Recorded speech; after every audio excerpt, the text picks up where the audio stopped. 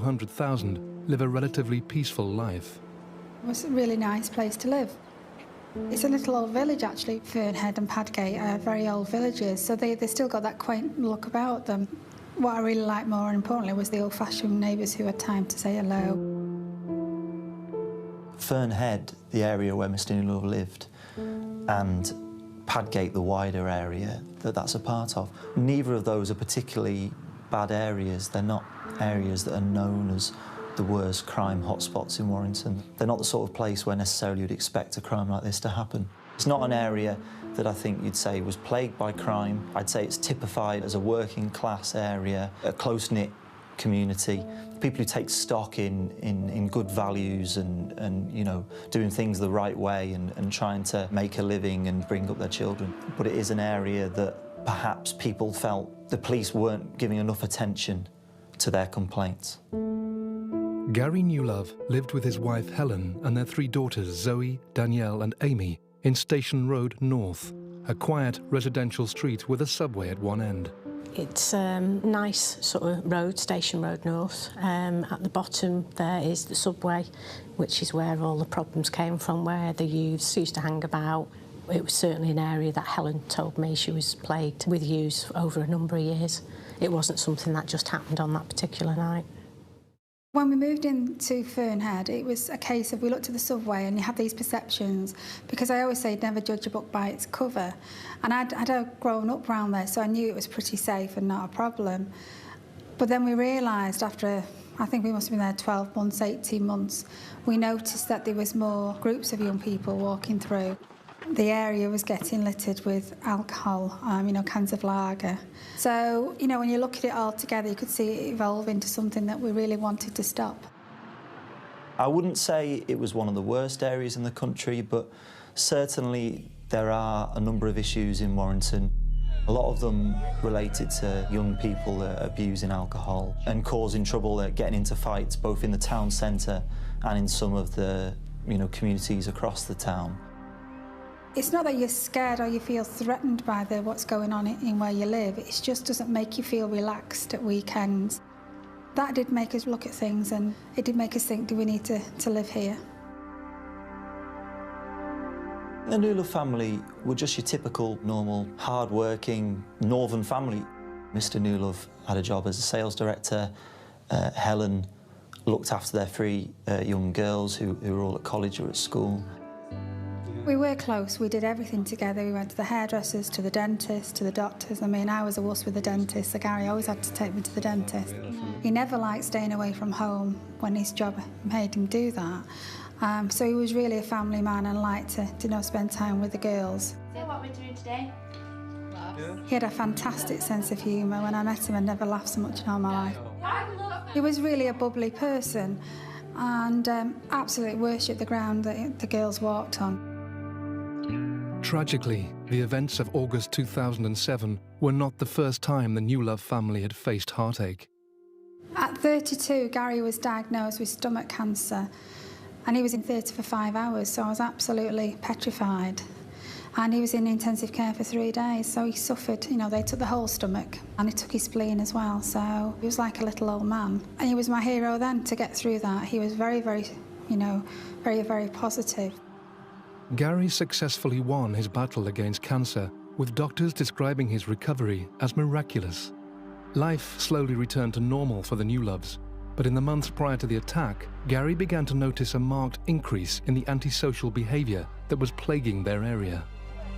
He had concerns because at times he'd be up and down the hallway looking through the door on a Friday night to see who was walking past the cars, if he could hear any noises. And I used to say, you know, it's no good doing this, you need to be relaxing, we need to look at moving.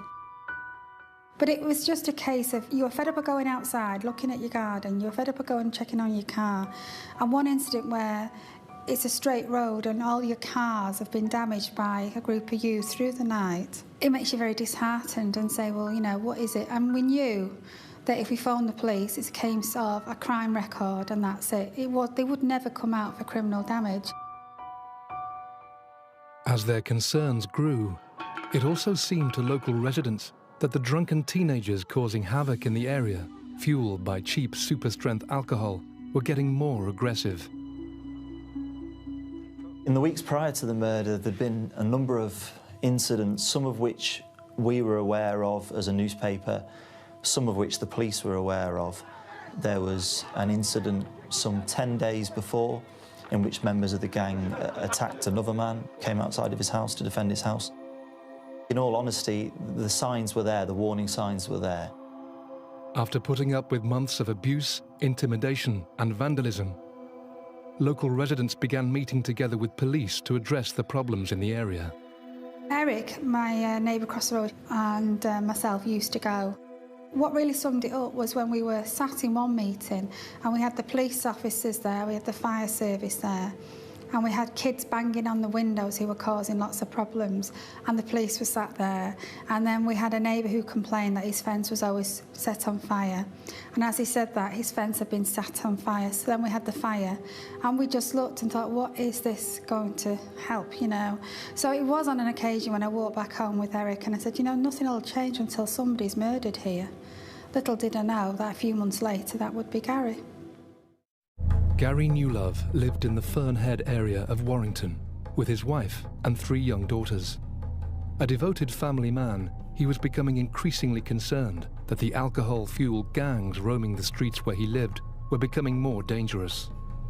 One group of teenagers in particular were notorious in the area, and on the day of the attack, they were intent on getting drunk and causing havoc. On the day of the murder, the gang gathered in a local park. They drank some cans of lager.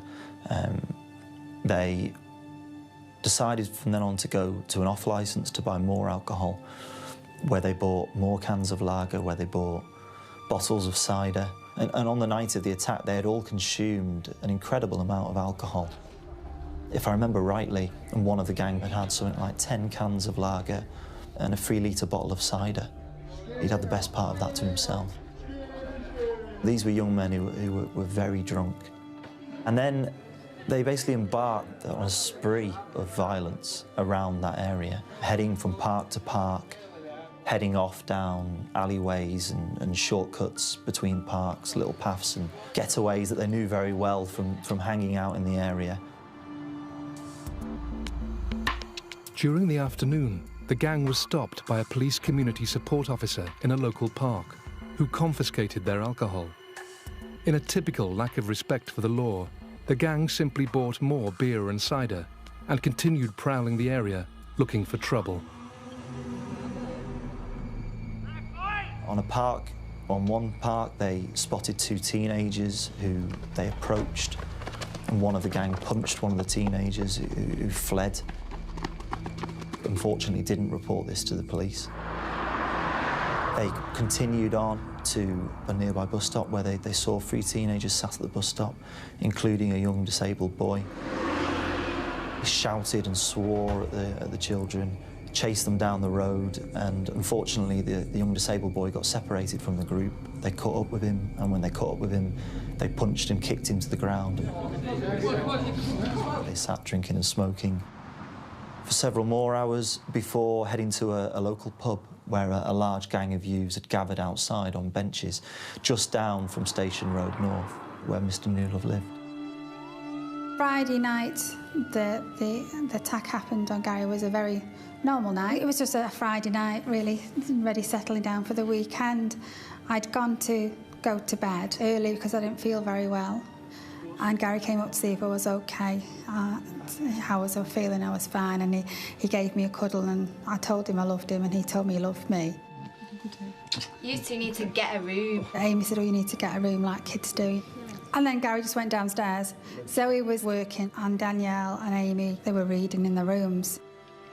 As the gang wandered up Station Road North, one member struck out a vehicle that was parked in a driveway, breaking a light, which I believe attracted the attention of some of the neighbours. They carried walking up the street just a couple of doors further down when one of the gang decided to kick out at Mr. Newlove's car.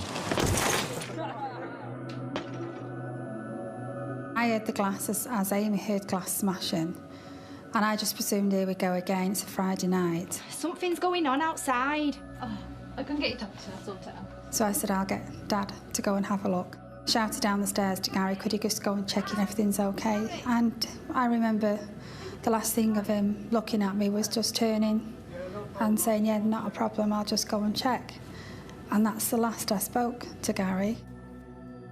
And Mr. Newlove, who was inside in his house, saw the gang out in the street and decided to come out and have a stern word with them and send them on their way.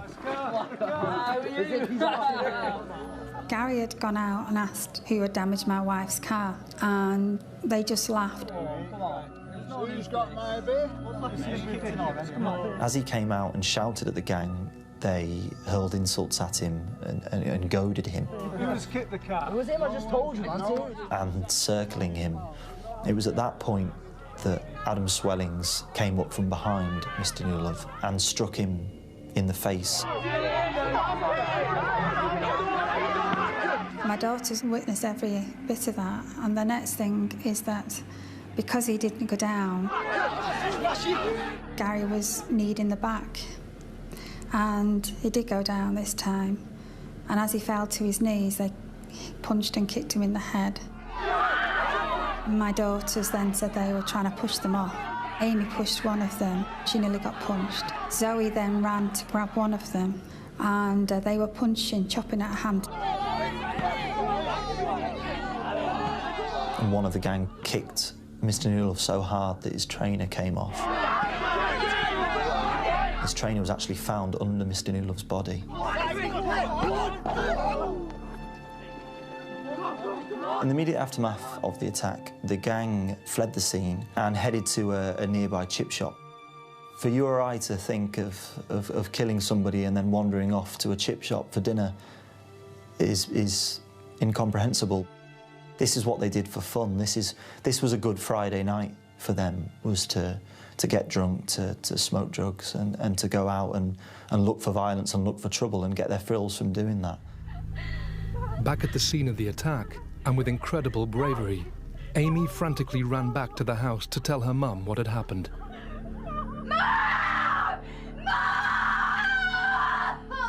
The next thing was Amy came running, screaming to call for an ambulance. Dad's on the floor! She said, Dad's on the ground, and it was only then that sunk in, oh my God. Then Amy collapsed on the ground. What's happened? You need to go outside. My next door neighbour was stood over her and said, don't worry, I'll see if she's okay, but you really need to go outside. It was like I was stuck in a world, to be honest. I could see Garry was lying on the ground, but couldn't get to him. When I got there, Zoe just wouldn't let me near her dad. She said, don't keep looking at Dad, look elsewhere. And the next thing, I just screamed. And that's when my world really collapsed that night. The next thing I remember is an ambulance was turning up. And when I went to step into the ambulance, they kind of told me to step down because Garry had gone again and they had to work on him. I just ended up sitting on the curbside, feeling physically sick. Didn't know what to do, was phoning family members, shouting at them, you know, he's been attacked, you need to get here. Please, I just need you.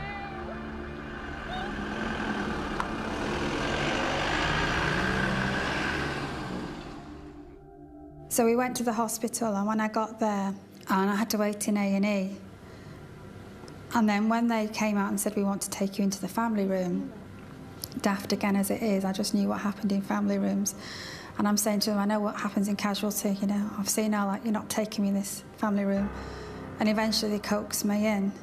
And that's when the doctor came to see me and said, Garry is very, very poorly. And he was in a coma. And I asked, was it a medically induced coma? And they said, no, one of his pupils had dilated and was bleeding. And I asked, could I go and see him? And he was that poorly that they said, we can only give you seconds to see him. And it's horrible, you see the neck collar, but his head was so swollen, it made me feel physically sick. And I still say to this day that there was a footprint on his forehead. That was a footprint of a trainer. Garry Newlove had suffered a severe brain hemorrhage, as a result of a violent kick to the back of his head. Doctors were running out of options and prepared Helen for the worst. I begged him to fight this. He'd fought cancer. I said, don't be a wuss, you can fight this. Despite his wife's pleas, it was a fight that Garry was losing. There was nothing more she could do, so doctors advised Helen to return home and try to rest while they cared for her husband. So I decided to go back home, and hopefully it would still be there when I get back. And when I went home, I told the girls that Dad was, poorly, but didn't really let on how poorly he was. I said, he's asleep and I've come home, but I'm going to go back to them. It was a question then of, do I want to bring the children to see their dad? When she heard the news, Garry's 12-year-old daughter Amy wrote her dad a letter, pleading with him to get better.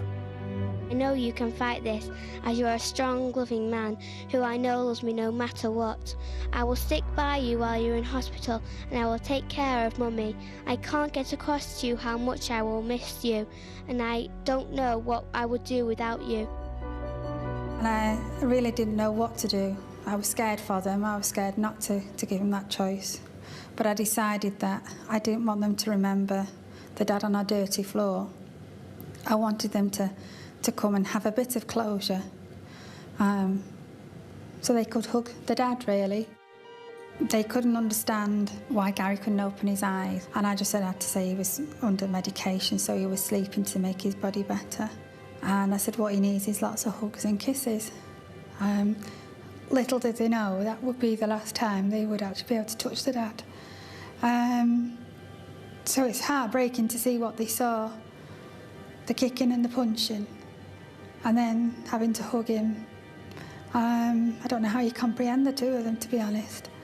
So they went home on the morning, and the results came back to say there was nothing, that Garry's brain dead. And that was my decision then, to turn off the machine. I went in to say goodbye.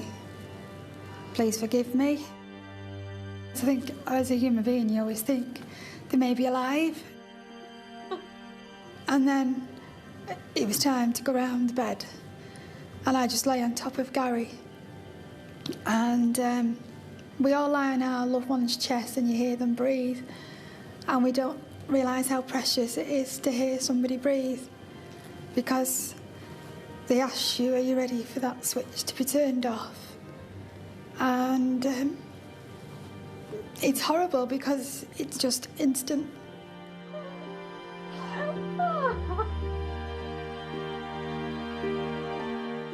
The next procedure is that he's taken away. I do feel guilty. I never had that closure. I never had that time to hug him, to kiss him, without a machine around him, without tubes around him. So I miss that kind of closure, really. When I went back to tell the children what had happened to their dad, and that was the most heartbreaking thing. When I told them that Dad had died, and the other two just absolutely burst into tears. They'd lost their dad. Police immediately got to work, identifying Garry Newlove's killers hidden within the group of alcohol-fueled yobs that filled the street that night. Painstaking detective work, along with several eyewitnesses, identified key members of the gang, and within hours, most were in custody. It was now up to the officers to work out if their prisoners were suspects or simply eyewitnesses. We had a number of eyewitnesses who gave an account of 4 or 5 youths attacking Mr. Newlove. We also had a number of eyewitnesses who said that one particular individual was involved. So what I decided to do was to get a map drawn of the street and draw on where Mr. Newlove was, and then we got each individual who was involved to record on their individual map where individuals were stood at the time of the attack. And what was consistent in that was, when we mapped them all, overlaid them all, was the fact that there were 5 youths stood around Mr. Newlove. Of these 5, 3 names began to emerge. 3 names of youths high on drink and drugs that had been terrorising the neighbourhood for weeks. Adam Swellings, aged 18, Stephen Sorton, who was 16, and Jordan Cunliffe, aged just 15 at the time of the attack. Garry Newlove was attacked in the street outside his own home by a gang of drunken yobs. In a short but violent assault, he had suffered severe brain damage and had died later in hospital. Police wasted no time in rounding up the prime suspects who witnesses had placed at the scene of the crime. They included Adam Swellings, Stephen Sorton, and Jordan Cunliffe. A couple of members of the gang were stopped by 2 PCSOs who noticed that Stephen Sorton was missing a trainer. He told them that it had come off while he was running. The PCSOs, obviously, who were aware of these gang members and they were well known in the area, told them to be on their way and went off in the direction that they'd come from. Sorton and Cunliffe were arrested within hours of being stopped by the PCSO. Adam Swellings had returned home, but detectives weren't far behind. We dispatched a team to his home address in Crewe to arrest him once we established that he was involved in the offence. Adam Swellings, I'm from the Cheshire Constabulary. Do you know why we're here? Yeah, I've been watching news, haven't I? You come with us, please? His reply was something along the lines, I've been watching it on the TV, but he gave the impression to the officers of he wasn't really bothered about what had taken place, in fairness. With Swellings, Sorton and Cunliffe now in police custody, detectives began the process of uncovering more about their prime suspects. How I would sum up their interviews, though, it was a total disregard for any evidence that was given by any other person, total disregard for the fact that Mr Newlove had unfortunately died, and their interviews were about lying to save their own skins or to try to. Adam Swellings was somebody who had been involved in theft, in robbery, he'd been involved in criminal damage. He was somebody who was known when drunk to cause really serious trouble, somebody who went looking for fights, was an instigator. Can you tell me what you were doing on August the 10th at 10:30 in the evening? In the first interview, Swellings was quite dismissive of his involvement, but subsequently in the second interview he did try to minimise his involvement by saying that he was involved with just one punch that landed on Mr Newlove when he fell to the floor, and then he didn't partake in the attack any further. Stephen Sorton had a fairly normal background by all accounts, and it couldn't be said that he hadn't had the opportunities to go down a different path. He didn't come from a family that you could say was lacking in moral guidance. I think he was just a young man who couldn't really be kept on the straight and narrow. But he was someone, again, who took a very active role in the offences committed by the gang and was known to have quite a vindictive edge. Sorton never admitted anything during the interview, other than that he did find out there'd been an attack in the street, and he said he went to investigate and render assistance while he was waiting for the ambulance, and that's how he lost his shoe. However, the eyewitness accounts were that he rendered blows to Mr Newlove by kicking him, and his shoe came off in that attack. And in the subsequent trial at court, then that evidence was given by his co-accused as well. But Sorton did make an admission to his mother after he'd been charged that he'd been involved in the attack. Jordan Cunliffe wasn't as physically imposing as Adam Swellings or Stephen Sorton. He was a smaller, weaker character on appearance, but he was somebody who seemed to have a real edge to him. He was very cocky. He often invited the other members of the gang to come round to his house where they'd gather to drink, where they'd gather to do drugs, because he was left to his own devices for long periods. And I think this...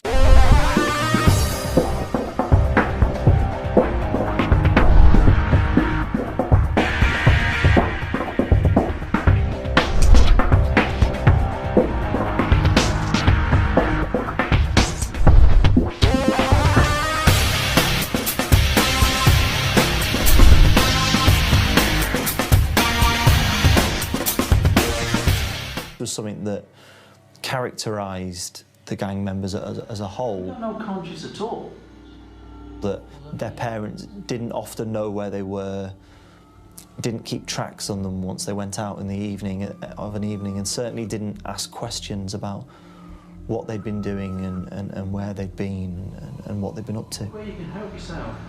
Jordan Cunliffe denied his involvement. In fact, he even denied being in the particular area, but said he walked up the street some time afterwards. Well, the eyewitness accounts put him in company with the gang at the time, and obviously the eyewitness accounts of the PCSO who stopped him some short while later of being in presence of Sorton.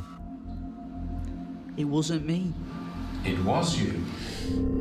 There was some CCTV in the area that was on one of the dwellings which quite clearly shows that he was in with the gang when Mr Newlove approached them, although the attack was off camera. But his account was that 5 or so minutes later he walked up the road and saw the aftermath and then just carried on. However, we obviously carefully looked at that CCTV evidence and there was no sign of him walking up afterwards. The evidence was that he walked up with the rest of the gang and then was challenged by Mr Newlove. The trial was held at Chester Crown Court, which is one of the most historic Crown Courts in the country. It's famously where Myra Hindley was put on trial. A very large, grand courtroom. And that did add to the sense of importance of the trial when you're sitting in during proceedings.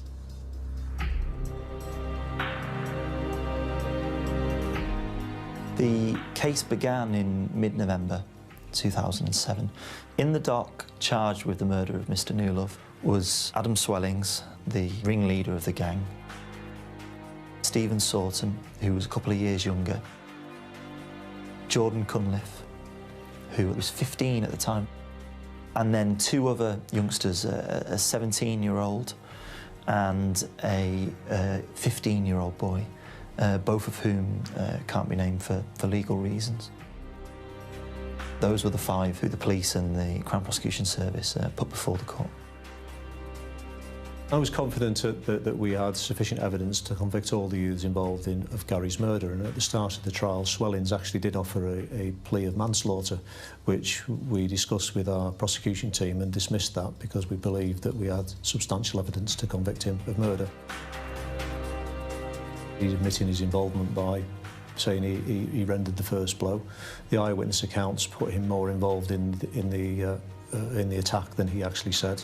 In relation to Stephen Sorton, we had a key piece of evidence. Obviously, his shoe was left at the scene. And he also made some admissions to other youths that he'd been involved in the attack.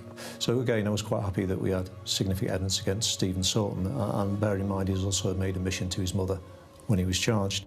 Jordan Cunliffe still denies to this day being involved in the offence, but we do have forensic evidence of him having blood from Zoe Newlove on his jacket when he said he wasn't there. We had him on CCTV evidence walking past the scene with the group when he denied being involved, and he also made some admissions with Sorton to the peers in the area that he'd been involved in the attack. Along with mounting forensic evidence and eyewitness testimony against the defendants, Garry Newlove's daughters were also called to appear before the court. Following Monday, Amy, Zoe and Danielle were being called to give evidence. And no matter how painful it was for me, I was going to make damn sure I'm there to help my children. They'd never been in trouble in their lives, never been in a courtroom. I couldn't give them the hug. Afterwards, I was accused of coaching. I could not go near them. And Zoe was the first one to be called. And she had screens round her. And I'm so glad, because what happens is they take the defendants down into the cells while Zoe was called in. And then Zoe's brought in and they're taken back up into the dock. They thought it was quite good fun. Whereas I felt physically sick, because she wouldn't see anybody. All she would see is the QCs and the judge. I felt so powerless to help Zoe. And to hear what she saw and what she did. They're not only there to do evidence, they're grieving the dad and they're trying to do the best they can for the dad. I saw Dad surrounded by 6 or 7 teenagers, laughing and swearing.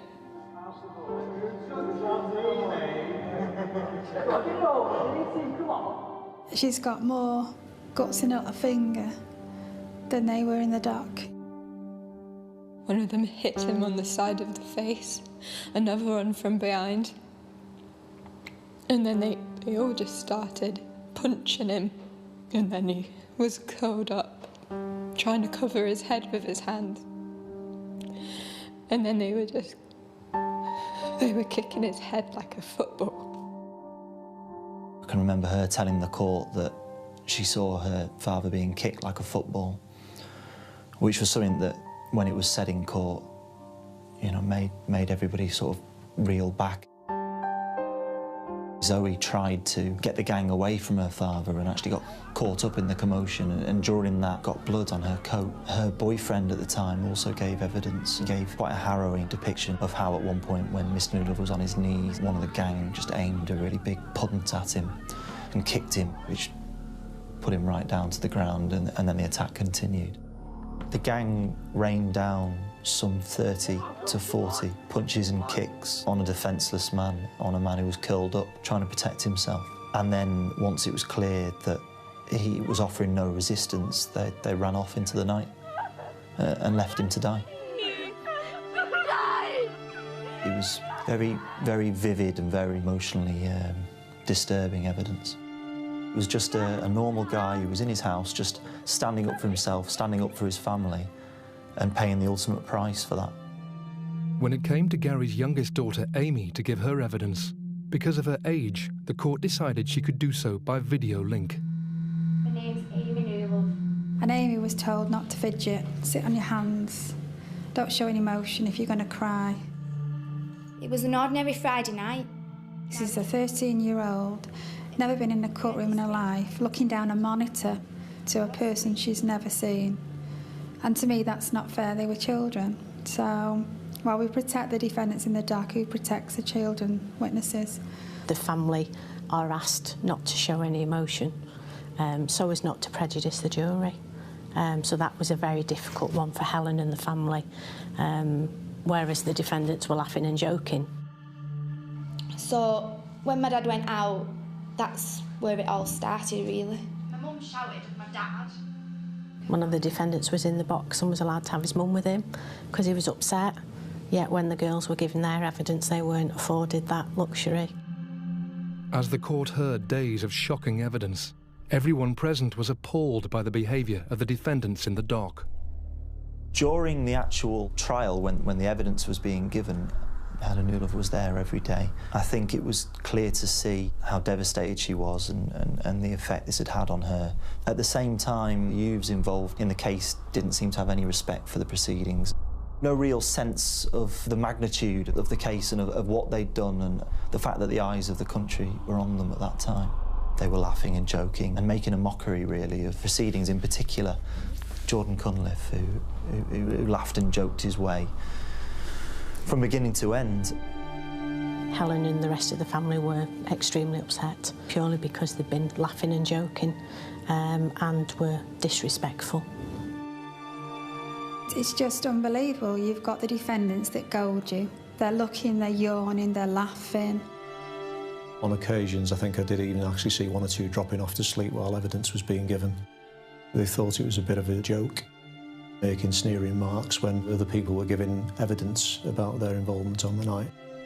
Disrespect for the criminal justice system, and certainly disrespect for Garry Newlove and Helen and the girls, really, in the fact that they made the girls give evidence about watching their father being attacked, which I thought was quite shocking, really, that they knew their involvement, yet they made young girls who had just previously 10 weeks seen their father kicked to death stand in the witness box and give evidence about what they saw. Nobody stopped them. The judge didn't ask them to sit up, stop yawning. One of the most shocking revelations in the court was that Adam Swellings, the self-styled leader of the gang, had been released on bail the very morning of the attack. He was up in court for an attack the week before. He appeared before magistrates, and magistrates had the opportunity to remand him in custody, but they decided not to. They decided to release him on bail. He was told to stay out of Warrington and to leave Warrington immediately and go back to his home of Crewe. But the first thing he did was head back towards Padgate, towards Fernhead, to meet up with his friends and to go out and buy some alcohol, start drinking and get up to his old antics. I remember them saying he'd been on bail. So not only had breached one lot of bail, he'd gone and breached the second lot of bail that had been given. And the fact that he was awaiting sentencing made me feel, why are we bothering? Members of the jury, have you reached a verdict? We have, Your Honour. When the jury finally delivered their verdict in the trial, it was another hammer blow for the Newlove family. With the technology we've got for media, my girls knew before I could actually get to the phone to tell them. And they were so angry they couldn't understand why.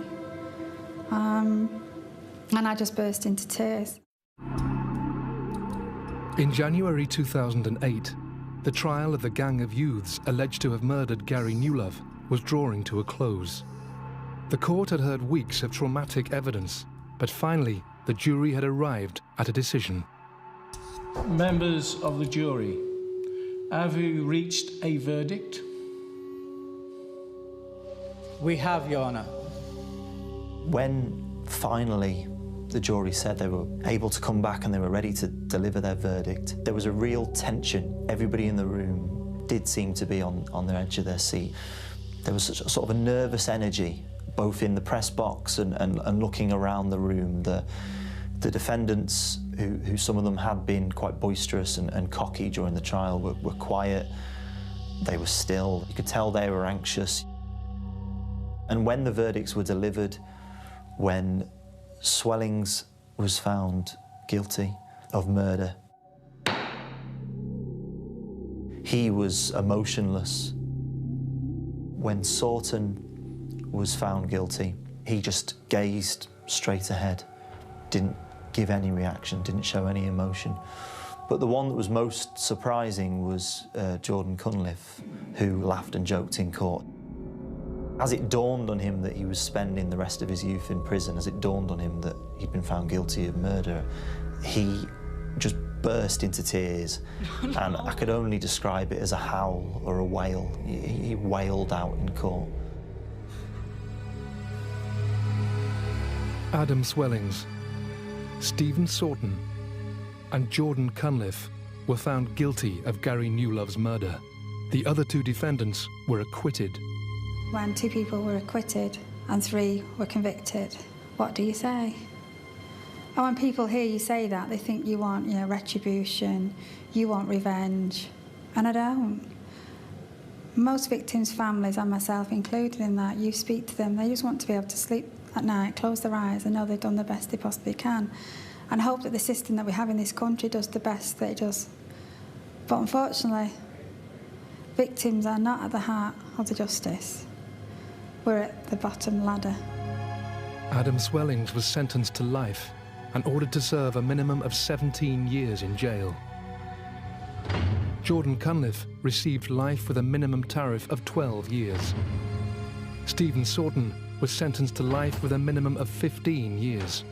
His sentence was reduced to 13 years on appeal. Swellings and Cunliffe also appealed their convictions, but they were turned down.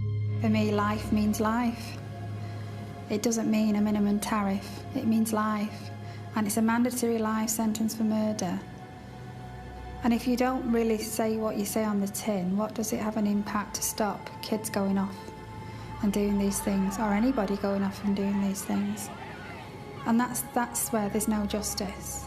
And I just say, well, come and sit in my shoes, because girls and I and the rest of the family are serving the life sentence. As the killers began their sentences, Garry's wife Helen and the girls faced up to life without him. Everybody says, does it get easier? How do you cope? How do you do it? And I don't think anybody can answer that. We just get up. I remember them seeing me in bed and they thought Mum was giving up. And I can't do that to them, because if Mum doesn't get out of bed, they're scared. They've only got Mum left.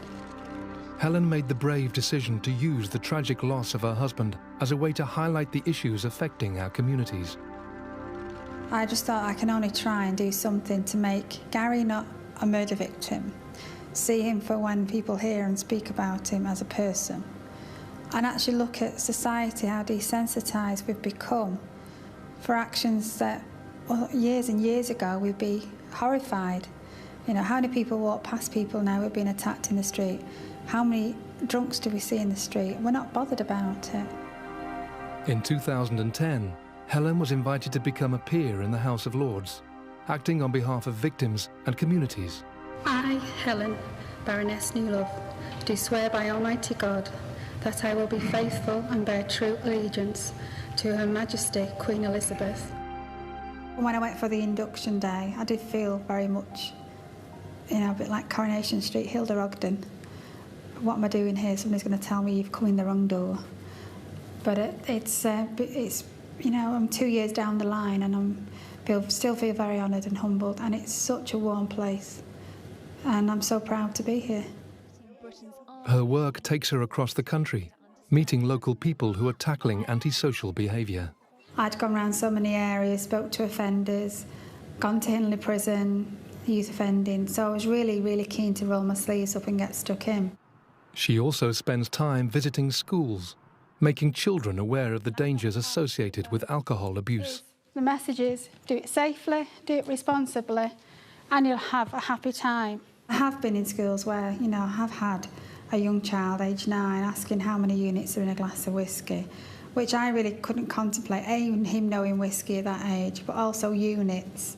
The fact is that this isn't a story, but I think it's really important to go into schools to tell,